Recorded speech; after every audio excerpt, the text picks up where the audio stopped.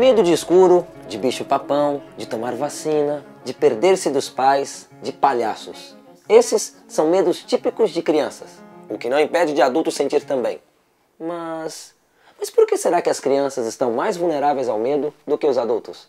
As crianças vivem a realidade e a fantasia de uma forma bastante misturada. Muitas vezes o mundo de fantasia se torna realidade. O mundo de fantasia tanto pressupõe um mundo maravilhoso, com conto de fadas, com coisas boas, como um mundo aterrorizador, um mundo que provoca essas sensações de medo. Dessa forma, as crianças, muitas vezes, misturando a realidade e a fantasia, ficam mais vulneráveis a sentir medo. Débora, Rodrigo e Henrique são irmãos que vivem como todas as crianças. Brincam, brigam, vão à escola, se divertem, aprontam e têm seus medos. Tenho medo de escuro porque eu tenho medo que alguma coisa apareça assim, vem me pegar, me enforca, sei lá, eu tenho medo. O escuro não fez nada. E também eu tenho medo de filme de terror, porque eu acho que vai acontecer comigo, tudo. E eu tenho um pouco de medo de altura. Eu tenho medo de perder minhas amigas. Tenho medo de vacina, dói. Ah, é dinossauro, mas dinossauro não existe.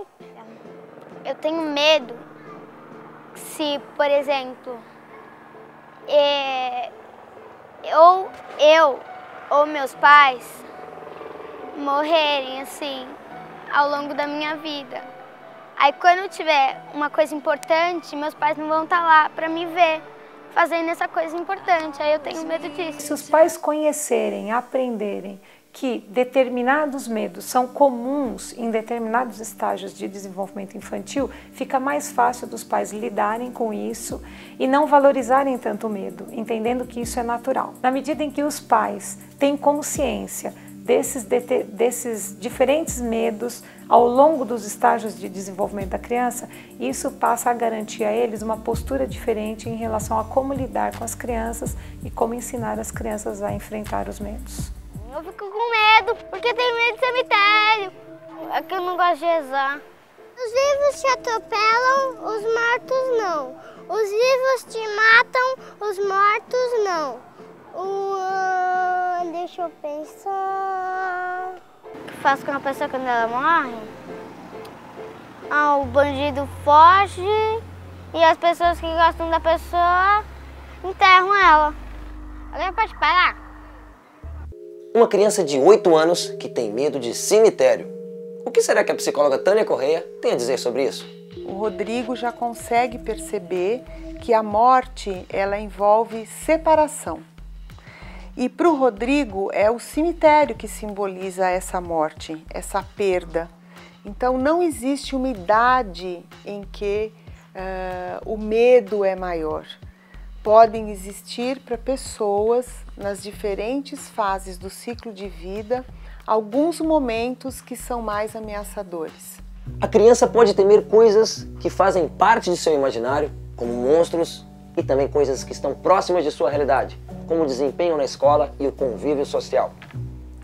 A criança muda o conteúdo de seus medos de acordo com a experiência de vida que vai tendo e com o aumento de sua percepção de realidade.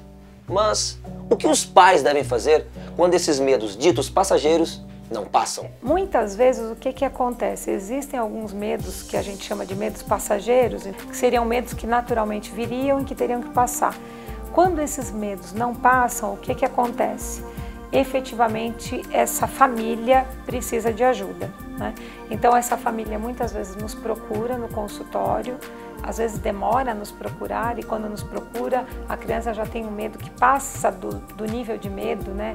Então a criança precisa de ajuda e aí nós desenvolvemos uma série de técnicas em que essa criança vai aprender a lidar com o medo e muitas orientações para esses pais aprenderem aquilo que eu disse, né, da postura dos pais, deles aprenderem a lidar com a criança, essa criança que tem medo, e aprenderem a serem parceiros das crianças no enfrentamento desses medos. Assaltos, sequestros, assassinatos são notícias cada vez mais frequentes em nossos jornais.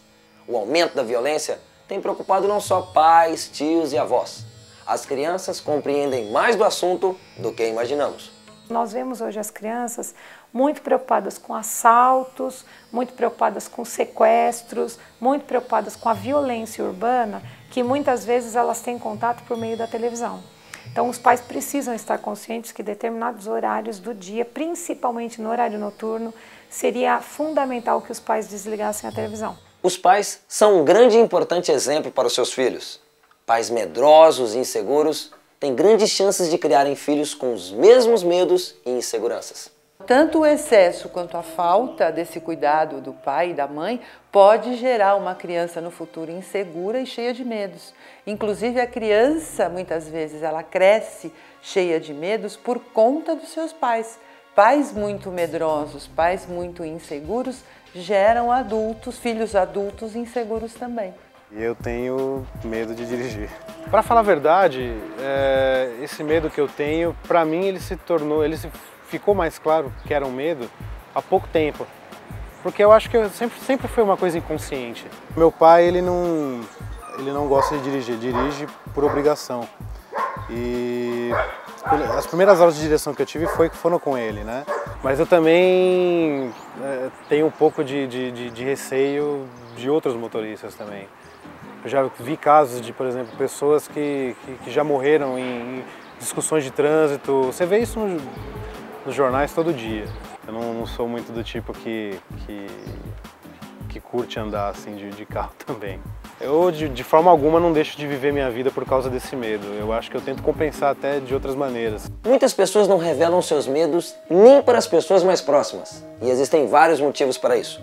Um deles é porque a pessoa pode ter um medo incomum e bem diferente dos medos que estamos acostumados a ver por aí. Eu tenho medo de objetos muito grandes, assim, grandes e volumosos. O Natal é uma época bem difícil de lidar com esse medo. No Natal tudo muito grande, brilhante, sempre à vista. O problema da árvore de Natal é que no Natal ela está em todo lugar. Os shoppings têm mania, né, de querer colocar aquelas árvores de Natal de 3 metros de altura, bem no centro, onde todo mundo passa. Não é daquele medo de eu sair gritando, chorando. É questão de segundos. Você vê e você sente um gelinho de cima a baixo, assim, dura segundos também. Eu não lembro quando esse medo começou, mas provavelmente há muito tempo, desde que eu me conheço por gente. Eu também não tenho muito bem a explicação. Eu tento, né, analisar um pouco de mim mesma para saber de onde saiu esse medo. Eu nunca fui a um psicólogo, por exemplo, para ver o que é. Nunca senti necessidade, porque não é um medo que me impede de viver normalmente. O girassol não chega perto de mim, também não chego perto dele. É um medo que eu tenho desde pequena. É um tipo de medo, pânico, sei lá, uma coisa bem estranha. Eu não consigo encostar no girassol. Se eu falar, eu tenho medo de girassol, deixa de frescura, medo de girassol, o girassol não faz nada. Eu tinha uma amiga, aí o namorado dela deu um girassol. Quando eu tava dando por ela tava correndo atrás de mim com o girassol. Aí eu corri e dei com a cara na porta e não conseguia abrir a porta. Comecei a chorar porque não vi nada para defender. Ela percebeu que eu tinha medo, que eu tinha pânico. Já peguei rato, tudo, mas girassol para não tocar em mim. Tipo de um nojo, sei lá, uma coisa.